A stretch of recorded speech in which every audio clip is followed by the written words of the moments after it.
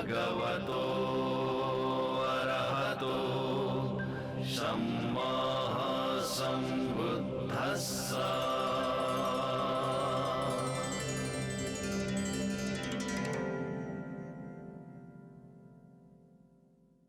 नमो तस्स भगवतो अरहतो सम्मा सम्बुद्धस्स। नमो तस्स भगवतो अरहतो सम्मा सम्बुद्धस्स। नमो तस्स भगवतो अरहतो सम्मा सम्बुद्धस्स। यसो धर्म टेलिभिजन हेरिरहनुभएका सम्पूर्ण दर्शकहरूमा मैत्रीमय कामना गर्दछु। आजको दिन यहाँहरूको रमणीय दिन होस्, सुखमय होस्, निरोगी होस्। म यहाँहरूलाई यस बुद्ध जीवनी कार्यक्रमबाट स्वयम्भूस्थित चमते सरदाकृति बिहारबाट म सरदाचार्य गुरुमा बोल्दैछु। बुद्ध जीवनी कार्यक्रमभित्र रहेर यहाँलाई बुद्ध अनि बुद्ध धर्म अनि बुद्ध जीवनी र बुद्ध जीवनी आधारमा केही कुराहरू राख्दैछौँ। आजको विषय हो सम्मा सम्बुद्धको उत्पत्ति।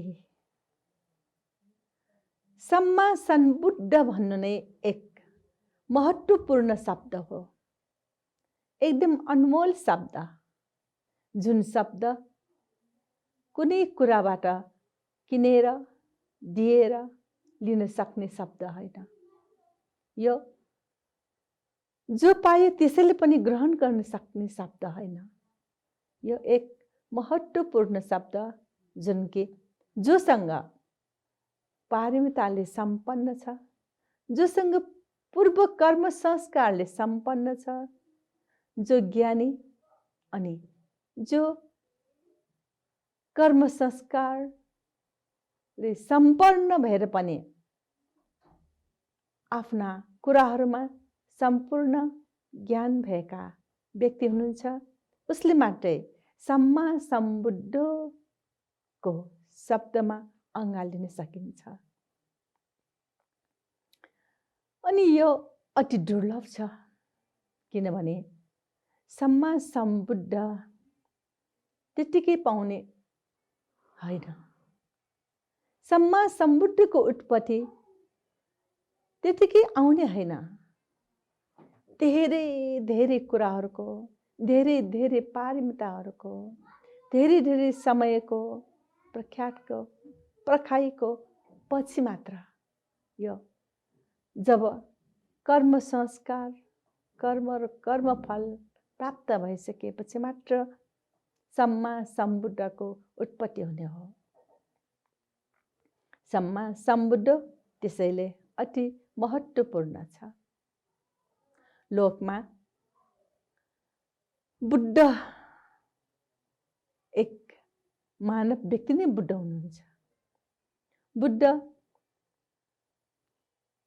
एक साधारण व्यक्ति हो, हामी जस्तै व्यक्ति मानिस, अनि उहाँ मानवबाट पनि महामानव बन्छन्। एक साधारण व्यक्तिबाट पनि असाधारण व्यक्ति बन्नुहुन्छन्।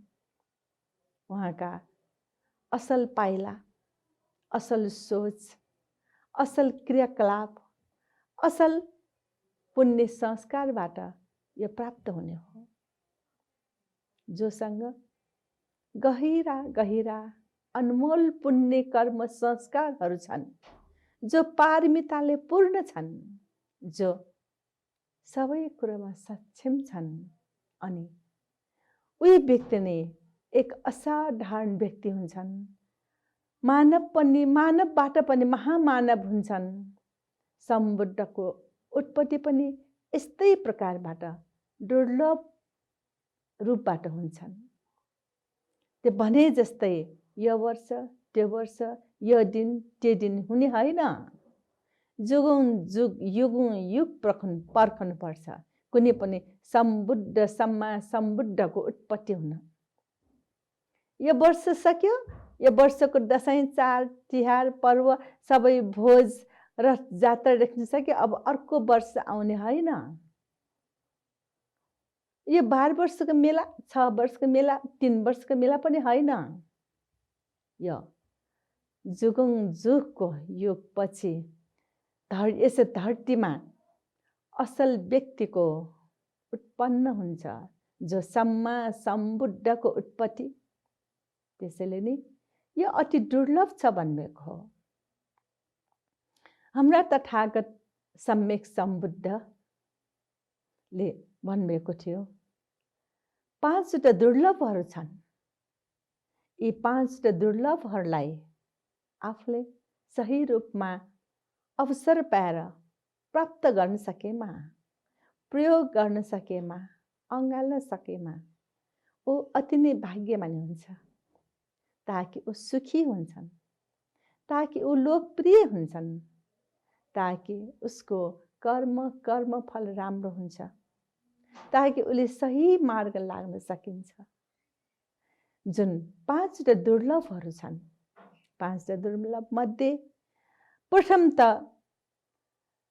मानिस फेरि जन्मनु दुर्लभ हो। संसारमा धेरै प्राणीहरू छन्, धेरै लोकहरू छन्, देवलोक, मनुष्यलोक, त्रिलोक, पशुलोक इत्यादि इत्यादि लोकहरू छन्। ती लोकहरूमा मानिस भएर जन्मनु अति दुर्लभ छ। हुन त प्राणी मात्र मध्ये एक मानिस पनि प्राणी नै हुन्। पशु पंक्षी, 4 खुट्टे 2 खुट्टे पंक्षीवाला, पानीमा बस्ने, आकाशमा हावामा उड्ने, यताउता बस्ने, कुनै देख्ने नदेख्ने प्राणीहरू पनि छन्। सबै प्राणी नै हो। सबैका हात खुट्टा चलाएर खाएर ठुलो हुने नै हो। सबैले आफ्ना जीवन एक आपसमा बसेर मेलमिलापले बस्न सक्छन्। कोही झगडा गर्छन्, कोही के गर्छन्, तर पनि ती प्राणीहरूमा पनि सबैजना नै आमा बन्ने छन्।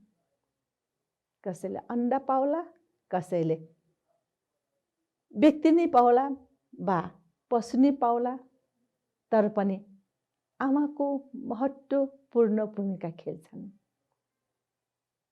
बाउको महत्त्वपूर्ण भूमिका खेल्छन्, परिवारको भूमिका खेल्छन्। त त्यसमा पनि मानिस एक महत्त्वपूर्ण, भन्छन् पनि man is a social animal. मानव रूपी एकदम महत्त्वपूर्ण जिन्दगी हो। प्राणी मात्रमा सबभन्दा उत्कृष्ट उच्च स्तरमा बस्ने मानिसको जात हो, मानवीय जात हो। ए मानवीय जात जन्मनु नै, मानव भएर जन्म सक्नु नै पूर्व कर्म संस्कारको ठुलो धर्म पुण्य कमाएर आएको व्यक्ति हुनुपर्छ। त्यसै मानवीय भएर जन्म हुन सक्दैन। यस लोकमा होस् या जहाँ होस्, नेपालभित्र होस् या विश्वबाट कतै पनि होस्, यसै पृथ्वीभित्र जो मान्छेको रूपमा जन्मनु भयो त्यनी सही सुकर्म गरेर आउनुभएको व्यक्ति भनेर भन्न सकिन्छ। त्यसमा पनि अपाङ्ग नभइकन सपाङ्ग भएर, अन्ध नभइकन, बहिर नभइकन, कुनै पनि खोट नलागिकन आउन सक्नु एउटा ठुलो कर्म संस्कार राम्रो बनेका हुन्छन्। मानिस जन्मन्छन्, जन्मेर उस समाजमा हुर्कँदै बस्दै आउँछन्। त्यसभित्र पनि आफ्ना असल आमा बाबु हुनु पर्यो। अनि त्यसमा पनि असल परिवार हुनु पर्यो। कसैको गरिब परिवार, कसैको धनी परिवार, कसैको परिवारमा अति सुख भएको, कसैको परिवारमा दुःख भएका हुन्छन्।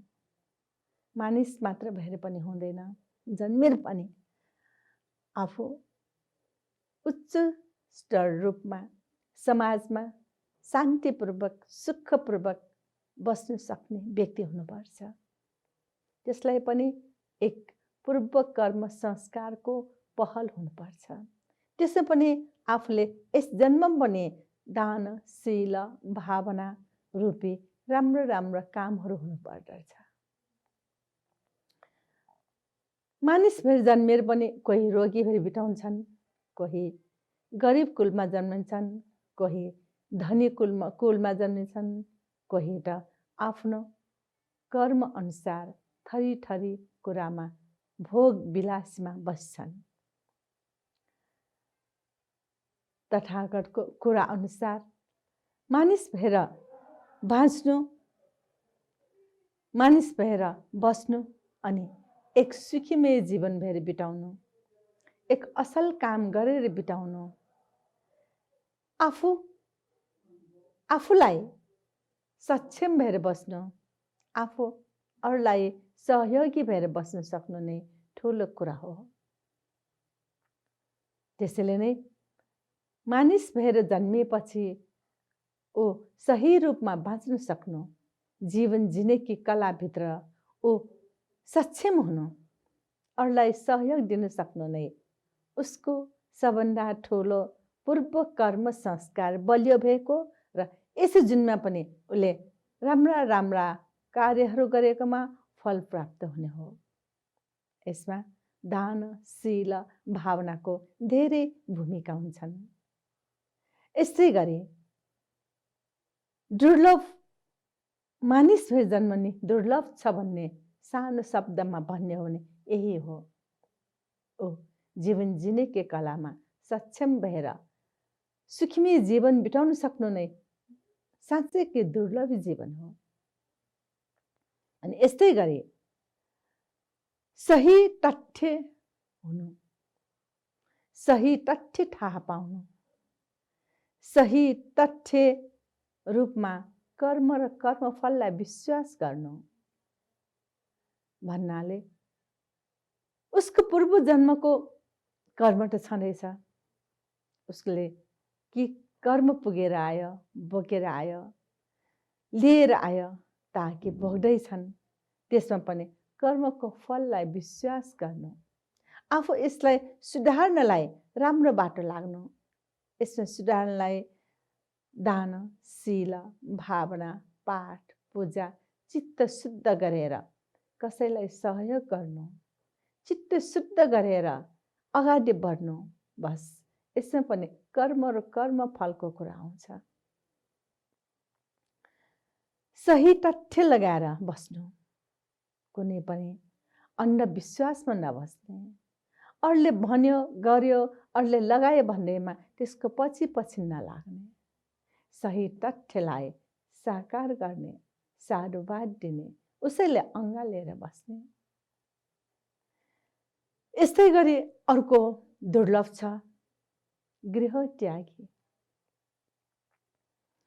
गृहत्यागी भन्नाले सोचौँ भने आजभन्दा 2600 वर्ष अगाडि नेपालको कपिलवस्तु राज्यमा सुदर्शन महाराजले शासन गर्नुभएको बेला उहाँका धर्मपत्नी महामाया देवीबाट सिद्धार्थ गौतम बुद्धको जन्म भएको थियो। सिद्धार्थ कुमार अति राम्रो, 32 लक्षणले पूर्ण, अति रमणीय, अति लोकप्रिय, अनि हुँदा हुँदा 29 वर्षसम्म उहाँले दरबारभित्र विलासी जीवन बिताउनु भएको भन्नु पर्यो। दरबारमा ऐश आरामका साथ सुदर्शन महाराजले उहाँको चित्तलाई नबिगार्न, ताकि जङ्गलमा गएर तपस्या गरेर बुद्ध नबनोस् भनेर उहाँलाई विलासी जीवनतिर ढाल्नु भएको थियो। तर पनि उहाँको पुण्य कर्म संस्कार चित्तको एकाग्रतालाई कसैले छोड्न सकेन, कसैले छुन सकेन, कसैले हटाउन सकेन। हुँदा हुँदा 29 वर्षको उमेरमा, 29 वर्षको समयमा सिद्धार्थ कुमारले आफू चक्रवर्ती राजा हुने पदिएलाई समेत अनि आफ्ना प्यारा आमा बुवालाई अनि विलासी जीवन बिताइराखेको त्यस दरबार सानो राहुल कुमार पुत्रलाई अनि सुन्दर यशोधरा देवीलाई शुद्ध त्यागेर गृह त्याग गर्नुभयो।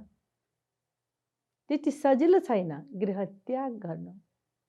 हामी कतै जान केही 1 घण्टा 2 घण्टाको लागि कतै जानलाई केही गर्नलाई त घर त्याग्न कति गाह्रो।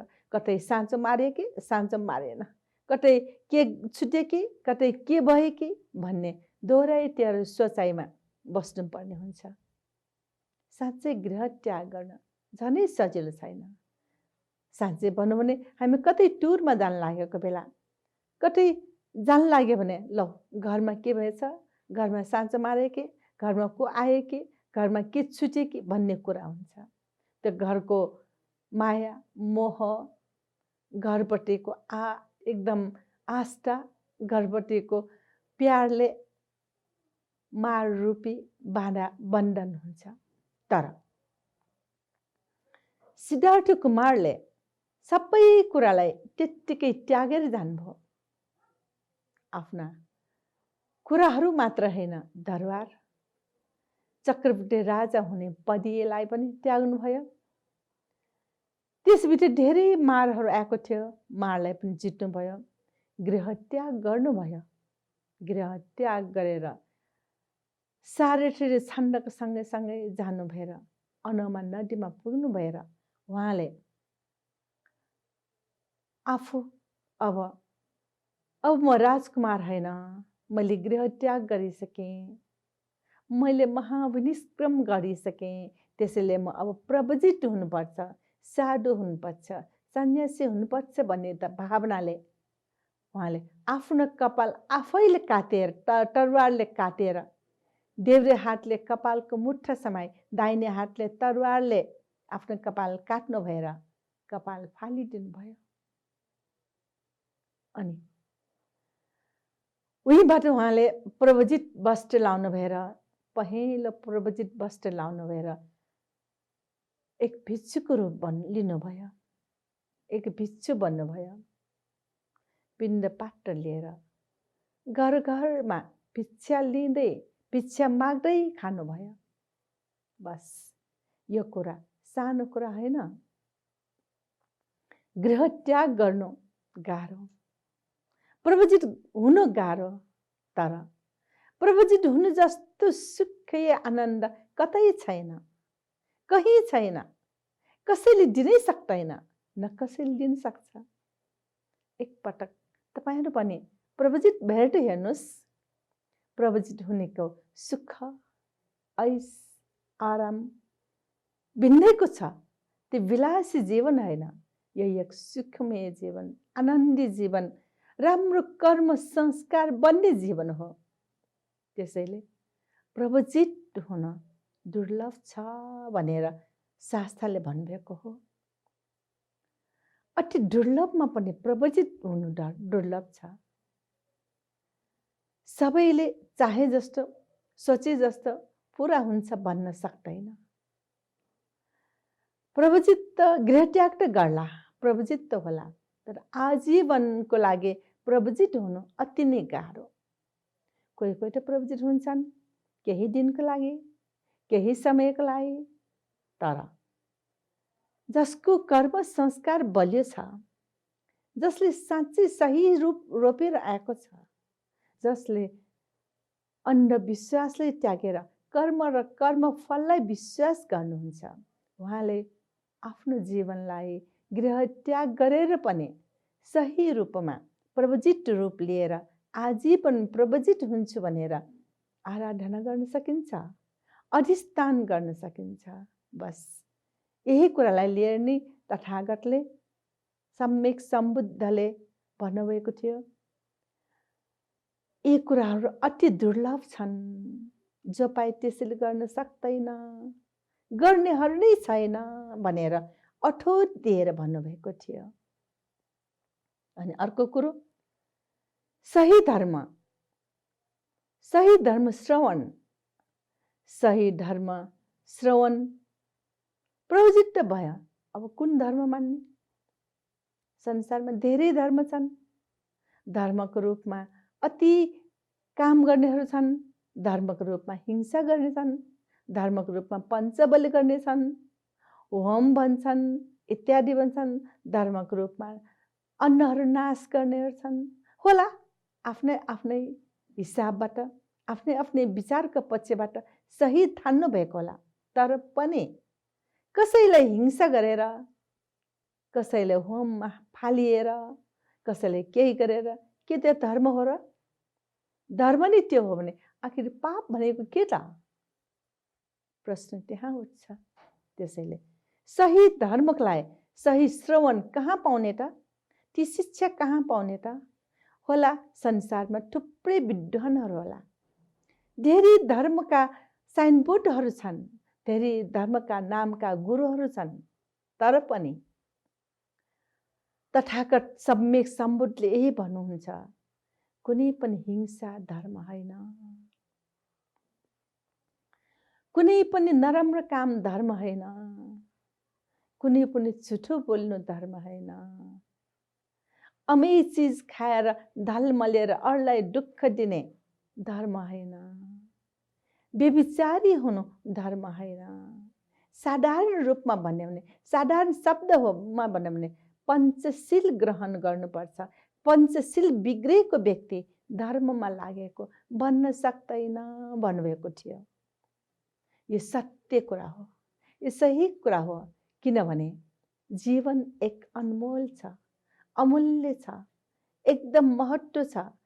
कतिपय पूर्वजन्म संस्कारको कर्मफल राम्रोको प्रतापले मात्रै व्यक्ति मानव भएर जन्मिन्छ। त्यसमा पनि सही रूपी, सही शिक्षा, सही कर्म भइसकेका व्यक्ति फेरि अन्धविश्वास र दुकर्ममा नफसोस्, धर्मको रूपबाट फेरि पाप नकमाउनु तथागतको विचार। तथागतले सबैप्रति मैत्री कामना गरे, करुणा भावनाले भन्नुहुन्छ, यिनीहरू फेरि नराम्रो काममा नडुबोस् भनेर। किनभने यो एक महत्त्वपूर्ण कुरा हो। यी कुराहरूलाई ख्यालमा राखेमा जुन उहाँ तथागतले भन्नुभएका कुरा, दुर्लभका कुराहरू अति महत्त्वपूर्ण छन्, अति सान्दर्भिक छन्। त्यसैले नै यी कुरालाई हामीले ख्यालमा राख्नुपर्छ। यसै क्रममा सम्मा सम्बुद्धको उत्पत्ति अति दुर्लभ छ। सम्मा सम्बुद्धको व्यक्तिहरूको दर्शन गर्ने, दीपङ्कर बुद्धको दर्शन गर्ने, तथागत सम्यक सम्बुद्धको दर्शन गर्ने अति दुर्लभ छ। यो कुनै कसैले भनेर पाउने होइन, यो साँच्चै नै आफ्नो भाग्यको कुरा हुन्छ। आजभन्दा 2600 वर्ष अगाडिको सिद्धार्थ गौतम बुद्धलाई हामीले आज दर्शन गर्छौँ भने पाउँछ र? पाउँदैन। केवल उहाँको तस्बिर, त्यही आर्टिस्टले लेखेका, कुदेका, बनाएका मूर्ति कलाहरू हो हामीले दर्शन पाउने। उहाँका ढाँटुहरू राखेका बनेका चैत्य स्तूपहरू हो हामीले दर्शन गर्ने। उहाँले दिनुभएका शिक्षाहरू, उहाँको जीवन रूपी रङ्गका प्रतीकले बनेका झन्डाहरू, ती धातुहरू हो हामीले दर्शन गर्ने। कहाँ पाउँछ र? हाम्रो भाग्य कहाँ छ र? ती 2600 वर्ष अगाडि जुन सिद्धार्थ गौतम बुद्धको साथमा हजारौं भिक्षुहरू थियो, लाखौं भिक्षुहरू थियो, भिक्षुनीहरू थियो, उपासक उपासिकाहरू थियो। ती 500 जना त अर्हत भन्तेहरू थियो, महाष्टवीरहरू थियो। बस उहाँहरूले दर्शन गर्न पाउनुभयो। आजको युगमा हामी जन्मे, हाम्रो पनि इच्छा छ सिद्धार्थ गौतम बुद्धलाई दर्शन गर्ने, तर पनि हाम्रो भाग्य छैन। त्यसै गरी दीपङ्कर बुद्धलाई सुमेध ऋषिले दर्शन पाउनुभयो। उहाँको ठुलो जुन कर्मफल राम्रो रहेछ, भाग्य राम्रो रहेछ। उहाँले सुमेध ऋषिले दीपङ्कर बुद्धसँग म बुद्ध हुन पाऊँ भनेर दर्शन गरेर आफ्नो जिउमा टेक्न दिएर आफूले प्रार्थना गर्नुभयो। बस सिद्धार्थ गौतम बुद्धलाई बुद्ध हुनेको प्रेरणा नै उहाँ दीपङ्कर बुद्धबाट पाउनुभयो। यो नै ठुलो कुरा हो, किनभने सम्मा सम्बुद्धको उत्पत्ति र दर्शन पाउन धेरै दुर्लभ छ। बस यहाँहरूमा म यही निवेदन गर्छु कि, यही कुरा राख्छु कि हामीले बुद्धै हुन नसके पनि, दीपङ्कर बुद्धलाई दर्शन गर्न नपाए पनि, सिद्धार्थ गौतम बुद्धलाई नेपाल पुत्रलाई दर्शन गर्न नपाए पनि हामी त नेपाली हो, नेपाल देशभित्रका हौँ। बुद्ध जन्मनु भएको स्थल, पवित्र स्थल जुन लुम्बिनीलाई हामी दर्शन गर्न सक्छौँ। उहाँका शिक्षालाई आधार लिएर हामी शिक्षित हुन सक्छौँ, परिति शिक्षा लिन सक्छौँ। त्यसैले गर्दा यहाँहरूमा राम्रो राम्रो प्रेरणा आओस्, राम्रो प्रेरणाका साथ कुशल कर्ममा लाग्न सकोस् भन्ने आशा र आकाङ्क्षा राख्दै सबैको मङ्गल होस्, सबैको सुखी होस्, सबैको निरोगी होस्। भवतु सर्वमङ्गलम्।